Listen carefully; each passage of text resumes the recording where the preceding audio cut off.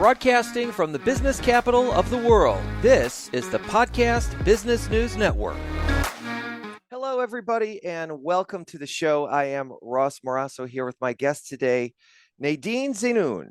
She is an executive leadership coach, and one of her focuses is on emotional intelligence, also things like conversational intelligence, something I hope I have at least a little bit of. So, Nadine, welcome to the show. Thank you, Russ. Thanks for having me again. Now, everyone can find you at NadineZeinoun.com if you'd like to engage her and have an initial conversation to see how she might be able to help you. And that is, Nadine is Nadine, but then Zeinoun. You know, I find, Nadine, the conversation and the topic of emotional intelligence to be quite a fascinating one. And I wonder at times if this isn't just the root of all of our problems with humanity. So first question, if I can we be emotionally intelligent, yet still callous and ambivalent about having the ability? You know what I mean? What do you mean by callous and ambivalent about Sure. having So it seems not like knowing? A lot of confusion and disconnects that we all have as human beings is out of ignorance and sort of a failure to connect, empathize, and understand where the other person is coming from. Yeah. Now, emotional intelligence is a tool, I would assume, that can help bridge that gap. But I wonder, as human beings, do you ever find people who are very emotionally intelligent, but choose not to care and use it as a tool to actually assist and aid and abet themselves in becoming a good leader? Wow. Usually people who are and have it as a talent, they do it unconsciously. So they don't really think about what they're doing, but it's something built in and it's something they have developed over the years.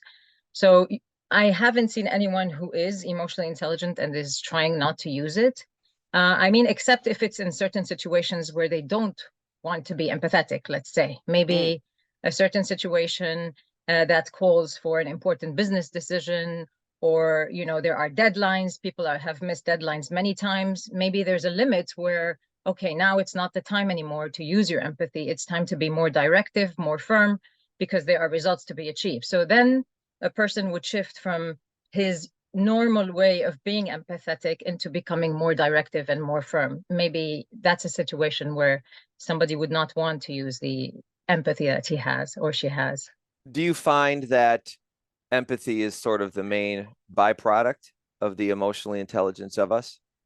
Yes, it is. Empathy is a super important skill in emotional intelligence. As I said before, emotional intelligence, it encompasses many, many skills, almost 15 skills. But empathy is one of the major skills that a person needs to have if they want to be emotionally intelligent. And why? It's because, empathy, if we want to define it, it's basically putting yourself in other people's shoes. So it's the process of really understanding and connecting with other people's emotions and what they're going through and how they are experiencing a certain situation or experience. So it's key to us connecting with the emotions of others.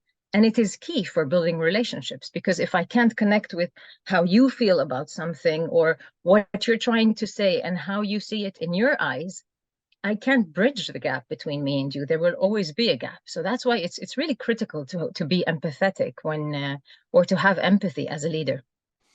I ask because I think sometimes if we feel as though that we are being wronged, sometimes a way to be able to reconcile that is at least say, oh, that person, they don't know any better. Right.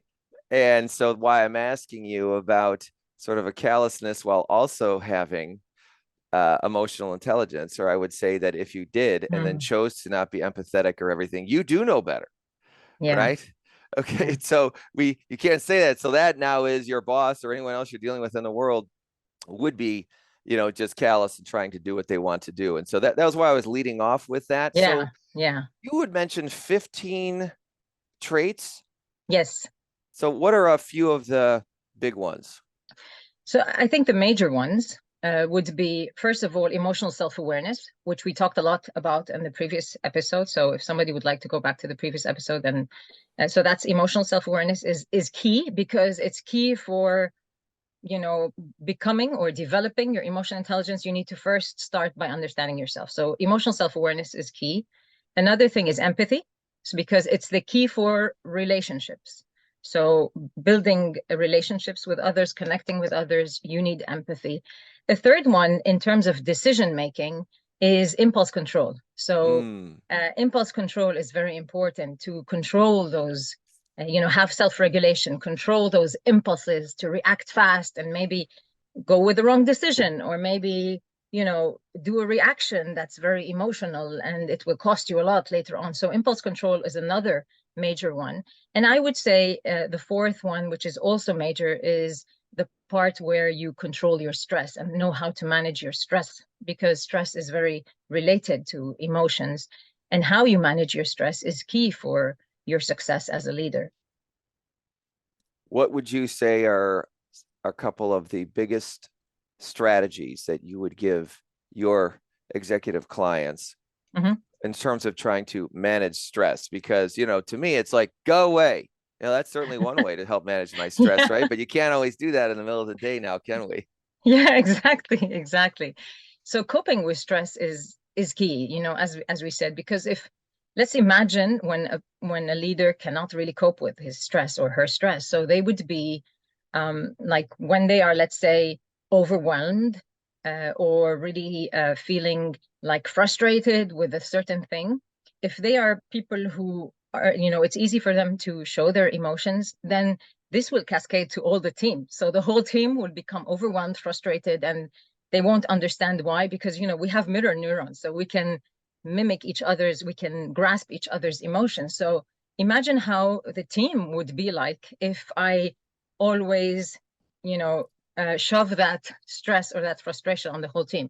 So that's why coping with your stress and being able to understand it is key. Now, what are, some typical ways of doing it? Now, some ways are, choosing a certain coping mechanism. For example, maybe letting it out in a different way, like, for example, exercising or listening to music. So these, we call them coping strategies. So when you have a lot of coping strategies around you, and the leader is, he's aware or she's aware that, okay, when I am stressed, I'm going to need to do these things, because if I don't, it's going to lead to me behaving in not a very good socially acceptable way with my team. So then they would resort to these coping strategies, which is a good way.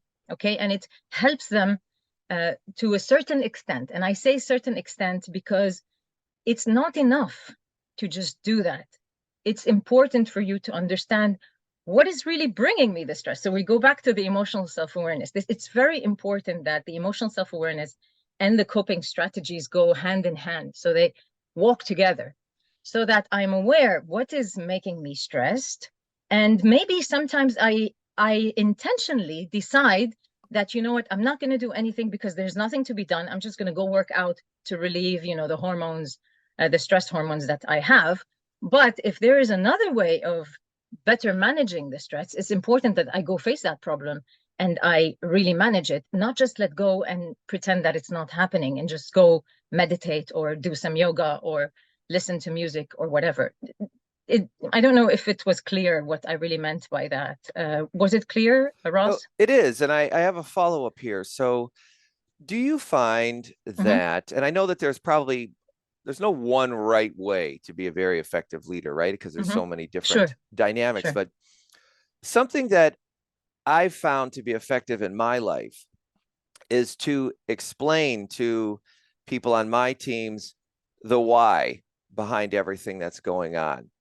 And I notice often that, you know, bosses seem to omit that part. Hey, this is what we're up to. This is what this is what we're doing.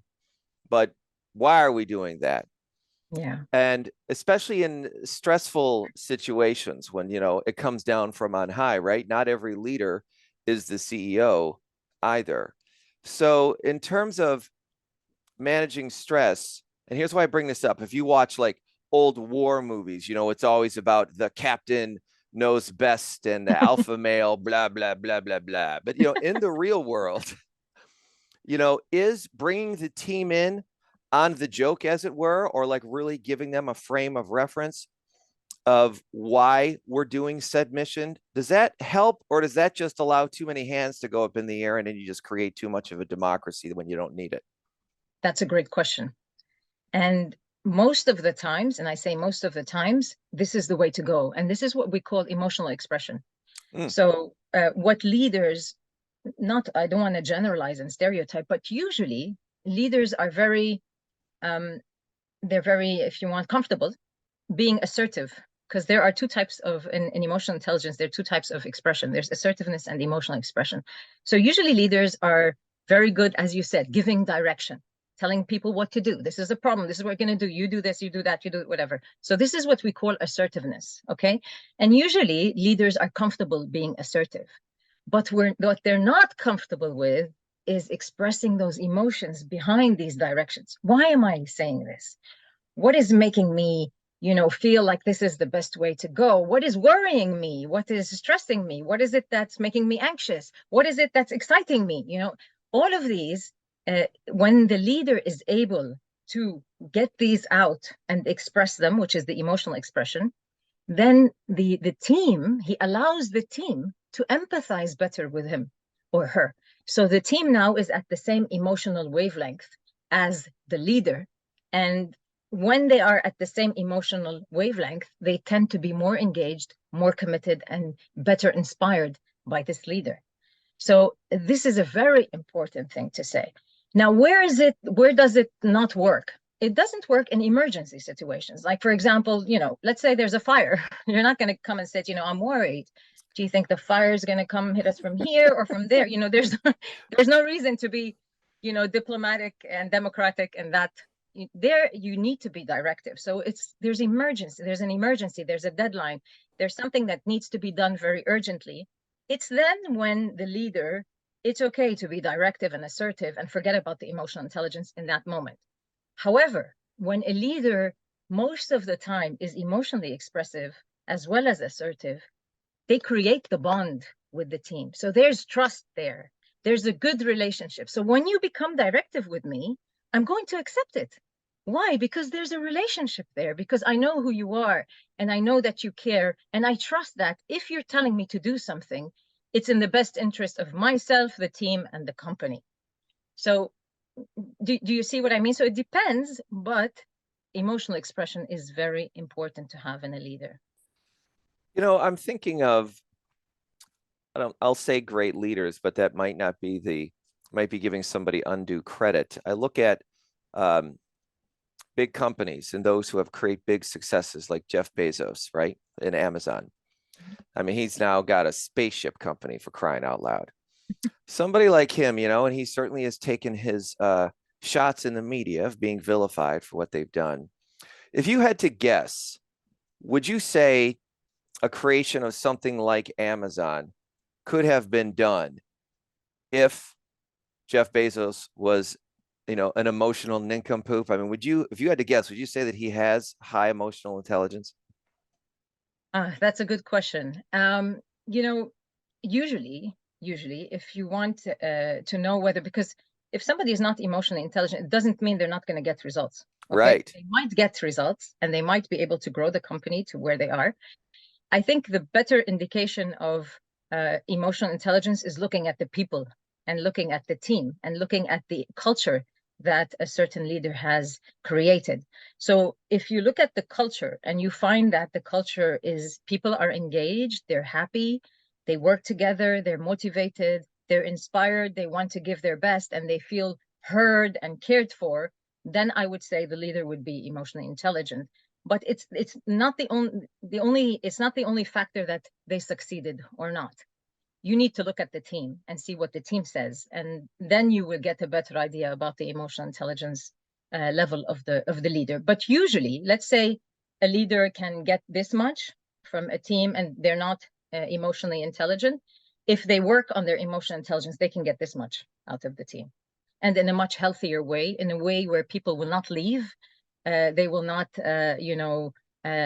feel like they're not happy in what they're doing and look for new jobs. They would really be giving their best. So of course you can get much more out of them when when you are more emotionally intelligent and you know how to engage the people and get them to be committed. You referenced something there in your answer, and this came up in a conversation that I was having last week with somebody else about the importance of caring about your team. And I mean, we all have. I mean, I've certainly been in organizations where I would come and go and I wouldn't even hear a word from my boss, sometimes for days on end. And I mean, I didn't find it soul crushing, but I mean, it certainly did mean, as me as a human being, I noticed myself now getting pushed back into, well, what can I still get out of this? And it turned it into a sort of a me thing, right? Mm-hmm. But that was just my personal experience with it. How critical is it for, leaders to schedule that time and make it a priority to check in with their team on an individual basis and care Yeah. about what's going on with them? Yeah, it's very important. It's very, very important. I mean, I know that this is a challenge for leaders because if we want to be realistic, a leader has so many things to do and so many things on his schedule. So many times, the main reason this slips from a leader is because of lack of time. However, because it's so important, and it doesn't mean that you have to give like, 2, 3 hours for every employee every week. It doesn't necessarily mean that. But if you're able to give them at least once a month, just 1 hour, but give them your full attention. So it's not the quantity as much as it's the quality. So listen to them, hear them out, don't judge them. Put every distraction aside. So don't keep on flipping your email and looking at the laptop. Really engage with that person, look them eye to eye, and give them that time that they need. This is key for developing relationships. Because even if you're a great leader, first of all, for you, you will understand things much better when you connect with people and when you're close to them. And when you're close to them, they would be revealing to you much more than they would reveal to someone who they are scared of or they're afraid of. Because, when you trust someone, you will reveal more, you will share more. So they would have better, business intelligence, if you want, when they are connected with people. So it is helping the business, it is helping the leader per se, and at the same time, it's making that person feel that I'm cared for. This person cares about me. He's giving me time and he's listening to me. He's listening to my ideas, to my concerns. But of course, during these, the leader has to be authentic. I don't need to do it because it's on my agenda. It needs to be authentic. It needs to be from the heart. Mm. It needs to be that I am really doing it because I care. If it's not that, the person can feel it. And then the connection doesn't happen. It needs to be authentic. I mean, it could almost be more destructive, right? Because it just Yeah, seems like you're just giving useless platitudes. exactly. And this is what happens many times. We sit with someone, but we're like thinking of something else at the same time. The person is giving me, some concerns or challenges that they are having. And I'm like, somewhere else, thinking of something else. And I reject or I defend, because the person is giving me some input that I don't want to hear. Mm-hmm. And I don't want to get into it. I want them to do this, to do it this way. So the only thing I do is I take whatever input there is and I start defending. Okay. And that's the worst thing that could happen because that doesn't create empathy. That makes the person feel more and more like an alien with respect to you. So they will be alienated even more and more. So you really need to commit to that. If I'm going to give you half an hour, I can't give you more, it's fine. But let this half an hour be fully for you and me concentrated on you and me concentrated on understanding why are you saying this? Not judging and pushing away whatever you give me because I feel like my ideas are the best. That's not about empathy. For those who didn't catch this at the beginning, I'm talking to Nadine Zeinoun, and you can find her at nadinezeinoun.com, NADINEZEINOUN. And she's an executive leadership coach. And we are knee deep in a conversation about emotional intelligence, empathy, and caring for your team. So let's talk in the last segment of our show here. And we still have several minutes, but the people, your clients that you work with. So I'm a leader, a boss, or an owner of a company, and I'm thinking that I could maybe use somebody like you, Nadine. Mhm. What is generally a starting space that you find your clients to be in when they come to you? Or I would say, what would be a space that they would be in that you would not be surprised to find them in when they're calling you? Um, they're usually overwhelmed. That's the first thing. So they feel overwhelmed. They feel frustrated because they're trying many things with their team and it's not happening and they're not really clicking. So frustration and overwhelm is a common thing. And why is it overwhelmed? Because when I find like my team is not really doing the things I expect them to do, I start doing things for them. So I stop delegating and I start taking everything on myself. And that starts making me overwhelmed and I get burnt out. And at the same time, I'm frustrated because, I want to give them these things, and I want them to work and I want them to be at this level. And I feel like they're really, really way off what I expect. So that's why this causes a lot of frustration for me. And at the same time, because of this frustration, usually they tend to take it out on the people. And when they Uh, take it out on the people, they start feeling guilty because, no matter how cold and, the leader sometimes looks too cold and as if, they're like a wall and nothing can, enter them inside. They're just humans. They're like every one of us. They have feelings, they have their own insecurities. And so deep down inside, they're like children and like babies. And, they're so innocent and nice.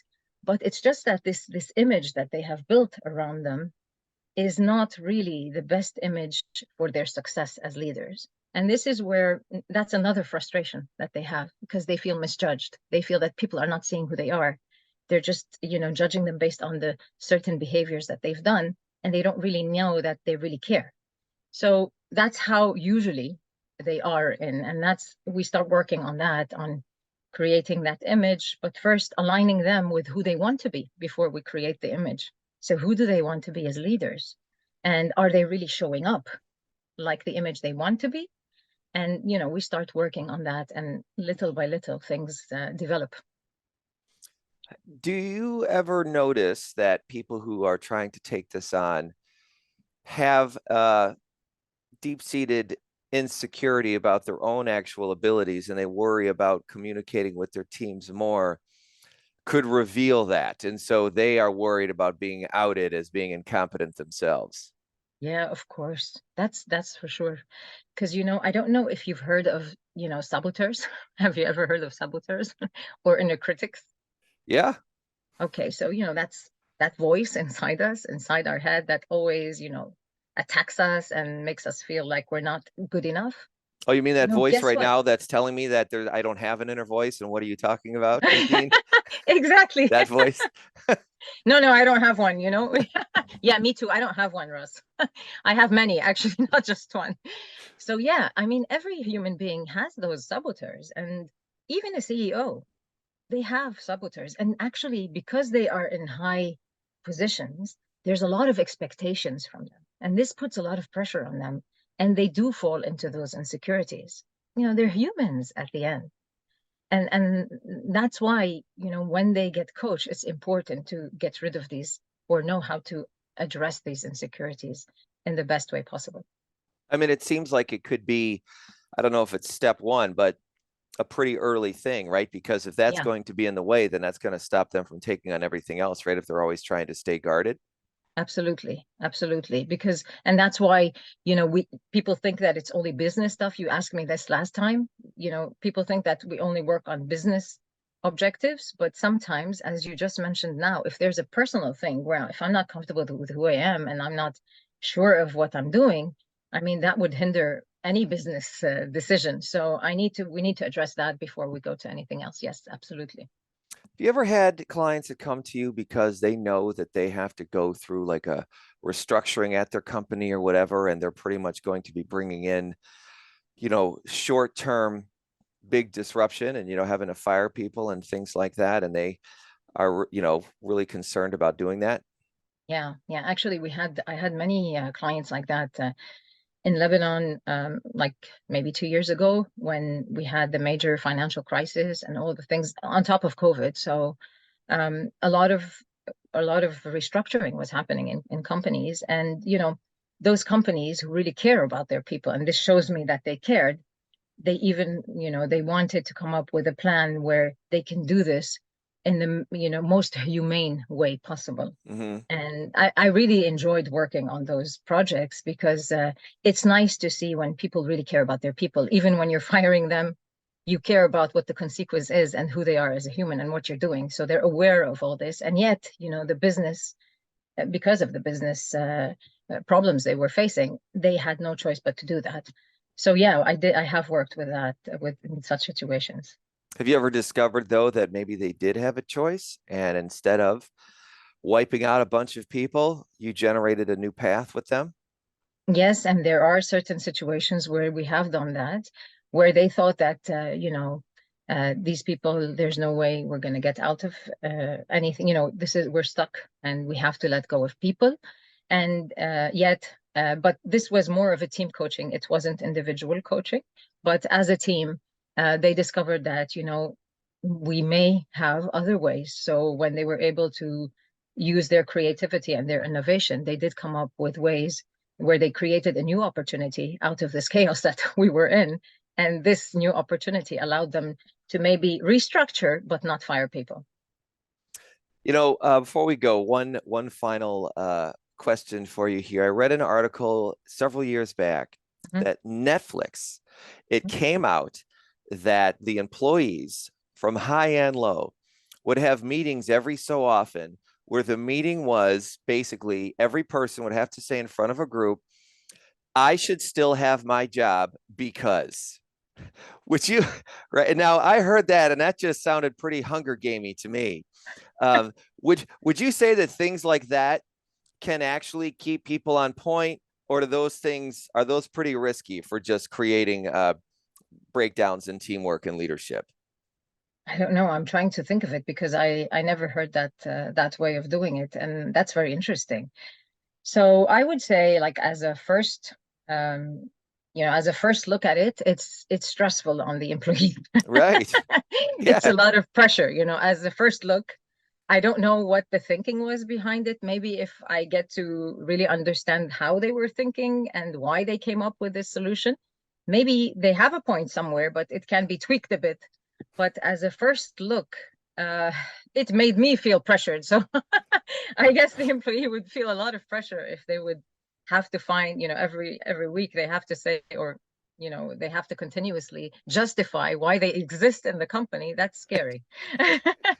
So Nadine, let's leave it there, but maybe that could be something, if we have a chance to speak again, worth talking about on how to strike that balance between being caring while still holding people to account for the betterment of the company and the team. I think that's a whole conversation in and of itself, as well as anything else that you bring to the table. Nadine Zeinoun, thank you so much. Again, you can find her executive leadership coaching at NadineZeinoun.com, NadineZeinoun. Nadine, thank you so much for being with us today. Thank you, Ross. Have a good week. And to all the rest of you, enjoy your week as well. I am Ross Morasso. Until next time. Are you looking for even more of the podcasts and hosts that you love? The Podcast Business News Network is proud to announce that you now have even more ways to listen live. Check out the MyTuner Radio, online radio box, and Simple Radio apps on iOS and Android, or find us online. Search for Business News Network on mytuner-radio.com, or search Podcast Business News Network on streama.com and onlineradiobox.com/US. Take your podcast on the go and don't miss a minute of the action.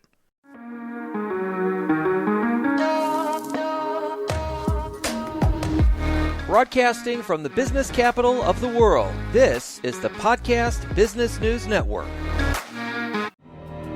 For nearly 2,000 severely injured veterans, everyday life has become filled with barriers. Day-to-day simple tasks can become pretty daunting. I have to carry my chair up 2 flights of steps or have somebody do it for me. What scares me the most is just the falling. When I'm struggling with my house, I think, to have that one great barrier just knocked down, it's crucial. Home for Our Troops is a wonderful nonprofit that builds a mortgage-free, fully adaptive, handicap-accessible house. And there's no catch. It'll be our very first home that we've ever owned. This is a game changer. This is where your life begins again. We need you to join us in completing this important mission. Please visit hfotusa.org and help build homes and rebuild lives. Because of you, everything's going to be okay.